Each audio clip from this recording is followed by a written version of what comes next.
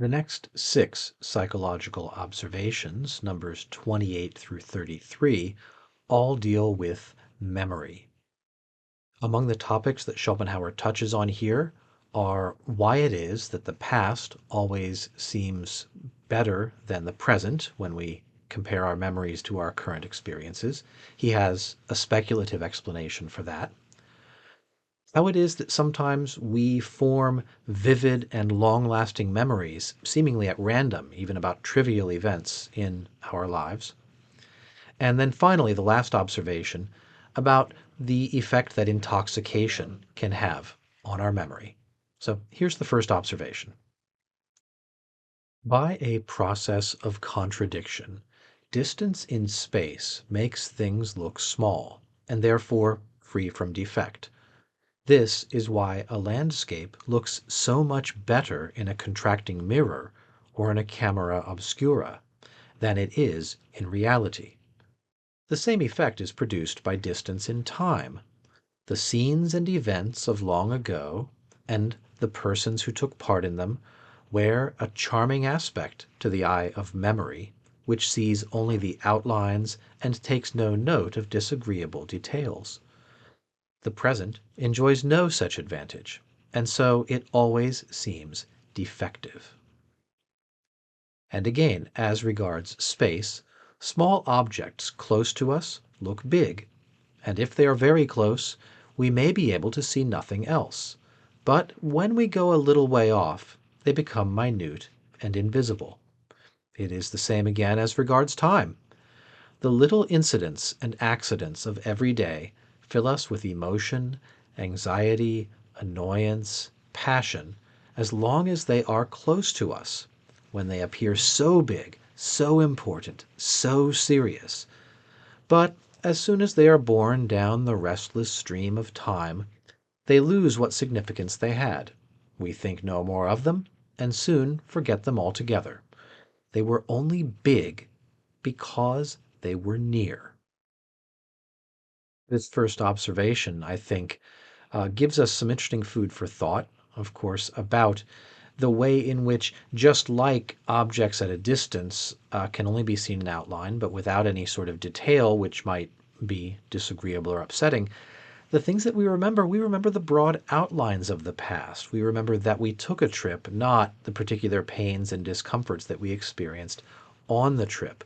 We remember the good things and not the bad things, but more generally, we remember the large outlines and not the specific details. And since we might say those particular details are likely to be the things that caused us the most discomfort and pain at the time, those are the things that will sort of get washed out as it recedes in time. So some of the imagery here, some of the writing borne down the restless stream of time, is quite nice. I don't know how much of that is Saunders and how much of that is Schopenhauer, but it's a nice expression and a nice way of putting things. They were big only because they were near, only because they occupied our mind. And I think the second point Schopenhauer is drawing upon here is that it is the events of the present that activate our will most strongly and most vividly. It is the things I'm going through right now, or the things in my immediate future, my immediate past, which are the most annoying, most upsetting, most significant to me. Why? Because they are right here. They have this kind of lensing effect of being in the present. Schopenhauer is speaking of that elsewhere in other works we've talked about. It is just because they are here that they seem so significant, but in themselves, are they? Not really. And as soon as they are a month, a year, 10 years distant, they'll seem much less so. They'll appear to us more, we might say, in their natural aspect, as being relatively insignificant events in the life of a being like myself. I recollect here, thinking about this topic, a saying that my old college roommate used to have when we were going through an unpleasant experience. He would say, "This will be funny in the past tense. Once we're able to speak of this as being past, it'll be hilarious. We'll laugh about it. Right now, while we're undergoing it, we're having to deal with whatever this problem is with our roommate, our friend, some teacher, or uh, authority figure. Uh, right now, it's miserable. It sucks. But when you're able to tell a story about it 6 months from now, a year from now, when the emotions and the elements of will that invest it with significance are no longer there, then it'll be an object of mirth, something that we can laugh about. So I think of that in relation to this observation of Schopenhauer's. Here's the next one. Joy and sorrow are not ideas of the mind, but affections of the will, and so they do not lie in the domain of memory. We cannot recall our joys and sorrows, by which I mean that we cannot renew them. We can recall only the ideas that accompanied them, and in particular the things that we were led to say. And these form a gauge of our feelings at the time. Hence, our memory of joys and sorrows is always imperfect, and they become a matter of indifference to us as soon as they are over. This explains the vanity of the attempt, which we sometimes make, to revive the pleasures and the pains of the past. Pleasure and pain are essentially an affair of the will, and the will as such is not possessed of memory, which is a function of the intellect. And this, in its turn, gives out and takes in nothing but thoughts and ideas, which are not here in question. It is a curious fact that in bad days we can very vividly recall the good time that is now no more, but that in good days we have only a very cold and imperfect memory of the bad. Schopenhauer here is relating memory and will, and noting that what we recall are only ideas, things in the intellect. The joys and sorrows, the emotions I felt at an event in the past, those are parts of the will and not directly tied to the memory. So if I try to recover my memory of the joy of my wedding, what I will be doing is trying to recall the ideas associated with it, and then I think trying to use those to spur my present will into a mood of joy again, or of sorrow, or whatever emotion I'm trying to remember. I can't remember the emotion directly. I can remember what I did and said, and I can try to feel again in the will what these intellectual flavored memories can bring to mind in me, but I can't actually reproduce the emotion. I think this is an experiment for any of the viewers to try. Can I generate an emotion in myself using a memory? And when I do so, is it simply the memory, the idea, or the recollection of what I've said or done at the time that is stimulating my current will to the state of the emotion that I'm thinking of, whether it's fear or joy or sorrow or the like? About this final observation here about that on bad days I can more vividly recall the good times past. We might say that magnifies my misery. But on good days I have only a very cold and imperfect memory of the bad. I wonder if that is true for everyone. Thinking now, I suspect it's probably true for myself. When I am feeling bad, I think back to my previous times, and they seem quite vivid and warm uh, in in memory in comparison to what I'm feeling now.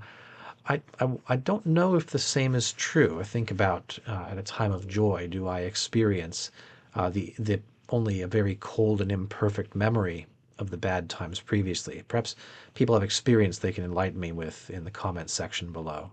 In the meantime, let's move on to the next observation. We have a much better memory of actual objects or pictures than for mere ideas.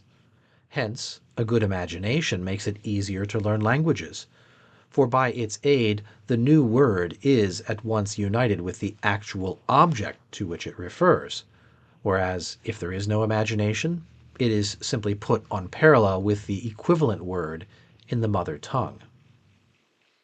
Mnemonics should not only mean the art of keeping something indirectly in memory by the use of some direct pun or witticism. It should rather be applied to a systematic theory of memory and explain its several attributes by reference both to its real nature and to the relation in which these attributes stand to one another. I take this short observation to be making 2 points. One, about the fact that our imagination focuses upon the concrete, and this is an aid in learning languages. If you're ever composing mnemonics or trying to go through the memory palace technique, I have a video on that from way back. The more creative and imaginative you can be in generating your mnemonic pictures, the more absurd they are, the more easily memorable they are. A person with a feeble or no imagination simply has to put the word in the foreign language next to the word in the known language, and we might say kind of brute force it, just memorize. This means this means this means this. Why? Because they're not able to imaginatively connect the word in the language to some picture or direct connection to the object that the word signifies. They're simply linking symbols together in multiple languages. And then this call, I don't know if this is a special interest of Schopenhauer's, this call for mnemonics to be not just a reference to these absurd pictures that we make up to assist us in remembering things, including languages and translations, but a systematic science of memory, an examination of memory more deeply than obviously is being done here in these short aphoristic observations, but a science of the aspects of memory, their interrelation, and the way in which they function in human life and in the human intellect. I don't know if anybody has done that in the Schopenhauerian sense, but it seems he's just simply calling for a more direct attention to the faculty of memory by psychologists. Next observation. There are moments in life when our senses obtain a higher and rarer degree of clearness, apart from any particular occasion for it in the nature of our surroundings, and explicable rather on physiological grounds alone, as the result of some enhanced state of susceptibility working from within outwards. Such moments remain indelibly impressed upon the memory, and preserve themselves in their individuality entire. We can assign no reason for it, nor explain why this, among so many thousand moments like it, should be specially remembered. It seems as much a matter of chance as when single specimens of a whole race of animals now extinct are discovered in the layers of a rock, or when, on opening a book, we light upon an insect accidentally crushed within the leaves. Memories of this kind are always sweet and pleasant. Schopenhauer here is commenting upon something that I think we've all experienced. I know that I have. The impression of an especially vivid memory at one moment. In fact, you may even be aware of it happening at the moment it's happening. You would say to yourself, I'm going to remember this moment for the rest of my life. Not perhaps because it's especially significant, the moment of a wedding or of some special occasion or some terrible disaster, but simply because it is impressed upon me. Why? Well, Schopenhauer says it seems a large element of chance, but also an element, a physiological element, an element of susceptibility. And here I can tell a story from my own past of a memory like this for me. There was a time, I think maybe about 12 years ago, when I was walking down to the park with my wife and our kids, and I saw the four kids running ahead of us, each one of them running in their own particular style. The toddler with a kind of, toddler um, run stumble, the long-legged kid running out front, kind of goofy, swinging his arms and legs. And I said to myself, as I'm walking beside my wife, I thought to myself, I'm going to remember this moment for the rest of my life. I was happy. I was overjoyed. It was a pleasant sunny day. But there was nothing about that particular event that should mark it out for filing in the sort of permanent, vivid memories section of my mind. And yet, here it is 12 years ago that I remember it. Schopenhauer's explanation is that there's something physiological going on. There was something about me that made me especially susceptible and impressible to memories, perhaps especially, we might say, memories of my family, my children, and awareness of time going by, of them growing up, of my own mortality and limitations, perhaps. But for some reason, my mind, my brain makes me especially vulnerable to and susceptible to the formation of those sorts of memories. And from my experience, he certainly is correct that such memories are always very sweet and pleasant.